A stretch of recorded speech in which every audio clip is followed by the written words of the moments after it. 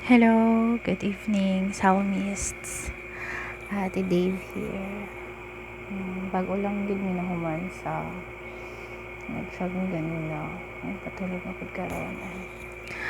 Ate my love and Diane want me to give a video message to Aden. If you're wondering why wala ko diha, I am here in Tago, Surigao del Norte, Surigao del Sur, for our field immersion sa LGO training. So, this would take me 3 months and bawal mo uli. We only have 2 passes, but our supervisor said na this weekend bawal sa mo uli. So, mo to nga wala ko diha karon. And Sunday, while padulong ko, paglargan ako, heavy kay akong heart. Even pagka Saturday, na mag-impake. Because of what happened to Aden. And, wala ko balong sa akong, ay, salti man sa akong compose with karon. Heavy ka akong kasing-kasing, mulakaw, larga. Kasi I was crying sa van. And then, sige na kong hilak. Ang background music kay Ocean Deep. So, imagine ninyo. So, if Aden kadung siya karon, he would probably say nga, manghapak siya sa ako, siya lain o kanti, oy.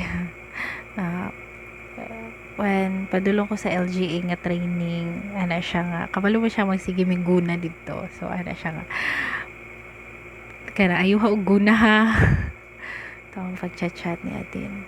So, I have a very wonderful experience with a girl named Sarah Jane Amadis. Actually, ang doctor niya, Sarah ang tawag sa iya, so which is awkward kay sama ang tawag sa Sarah. And tignan kay me, nakailan ako si Aden 2008 sa church. Ito pa siya sa Chowsing, gitar pa to siya ato. Imagine na slim pa siya. Slim pa pod ko. And umuoto niya, kana siya, kuyog baboy na siya. Sila duha ni Hana, kana sila. And then, whenever nga na ako yung mga insights, mga na din siya, kada butang na lahat ang ganong insights. And, si Aden nga pagkatao is, dili na siya laog. Magkuha na siya sa iyang bulsa kung na yung mga events. Nag-start ko as a leader sa church. Naagi siya kauban. I often gina-encourage na ko siya, you are a leader. Despite sa unsa man imong personality, despite kung unsa man ang imong ma-think ni mo dili mo kaya, you are a leader. And daghan kong nagagihan, like in our friendship, aming mga not so good memories. They are good also because God kuan gito niya nga lesson sa amo. Amazing na gid kay si Lord because our friendship is a manifestation, is an example that God can mend broken relationships. Itus gabi gid akong kuan na to sa iya ha. And then dinong na ko itumistanan. Aden as a friend is hilig kay siya mag-picture. As in, bisan sagbot. Kasi maka-aura siya kung may sagbot.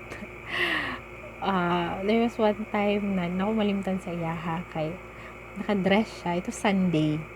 And then, naka-heels ko. So, ipatanggal yung heels. Nanghulam siya. So, imagine na nagtiniil ko ng picture sa iyaha. So, nga na siya. She's very fun to be with. Sige siya panghapak jud. As in, kuan siya kanang basta kanang jolly kay siya. Dali na ka siya mahilak. There was one time na atong training sa di Hasbutuan. So for me may mag late nights dito sa balay kanang itom nga ingkuranan sa balay na sa lawn dapit sa nangka. sa ilalim ng puting ilaw ni Eulogy sa dilaw na buwan. Dito ang tambayan. So, late night, and then, palit ng pizza, palit ng milk tea, ano na siya, na, gabi, di na ako malintan sa ito. He's just one of the friends na, and I'm very close akong kasing-kasing.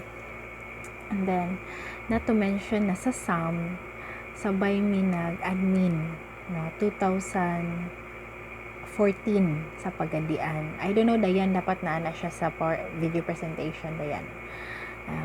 Sabay mi nag-admin with Shella Faye. Hi, Shane! I know you're watching.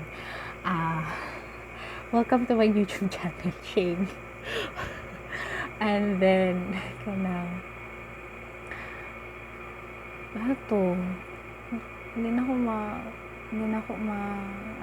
hindi na ako gud makuantanan kung mga kaagya ng tao, niya. Last moments with Aden, when I was in Surigao, so nagdali ko uli, but kato siya nga time nag-overtime ko, late na ko nakauli. Narito si Dayan ug si Aden, si Dayan ug si Donna.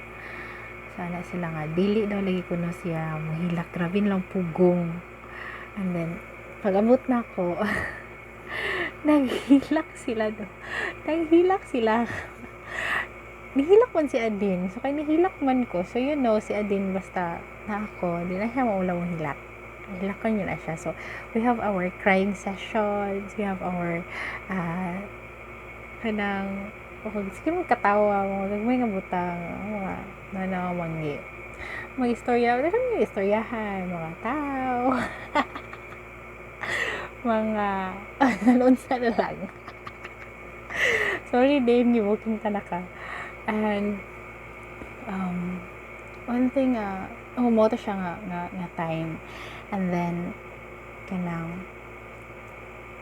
kuanda yun sa pani dito siya sa ilahang veranda. To chika mi. And then pagkaugma ato, it was Friday evening, and then pagkaugma ato, nag-visit yapon ko sa iya. Then I told him I told the Lord, Lord, unsa man ang word mo for Aden? Gusto ko, unsa man, Lord, I don't want to speak kung dili mo buton. Then the Lord, iyang gi-speak sa ako is be excited kung unsa akong himuon ka Aden.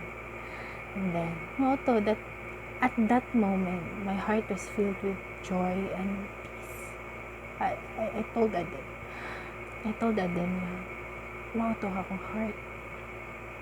Peace kaya atong atay. Excited ko kung saan buhaton ni Lord sa iyang life. Excited ko kung saan. Then, it's so sad bang to see your friend in pain. I was in Surigao at that time na i-admit siya. So, I praise God for the opportunity nga nakaserve ko kang Aden. Even in a very few lang yun kayo nga time. And then, dito, sakitan kay ko, Lord, have your way sa iyang life. And then, at peace ko, because I know that Aden is in a good place now. No pain, no suffering. He's home. Akong grammar. She's home with the Lord. Kung nasa din nun, sirat siya katawa sa kong story niya. Kay kabalo man siya nga, yabag ko, walay ko mag-joke. Aden, sayang kay dili ka makatin sa akong kasal. Speaking ba kayo na mo, you never get to wear your gown. Akong kasal.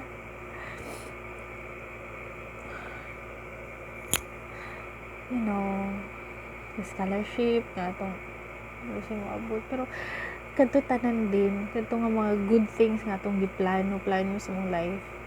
Wala yung makakumpara sa kalipay nga naani mo karon that you are with Jesus. Taas na akong video na yan. Ayaw gani i-cut, please.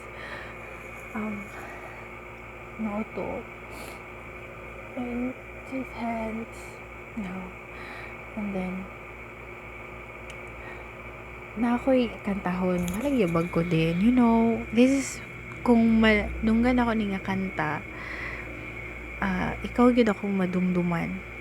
Ikaw gyud because mo ni permin mo kantahon. Chorus na lang ha. I lift my hands to believe again. You are my refuge, you are my strength.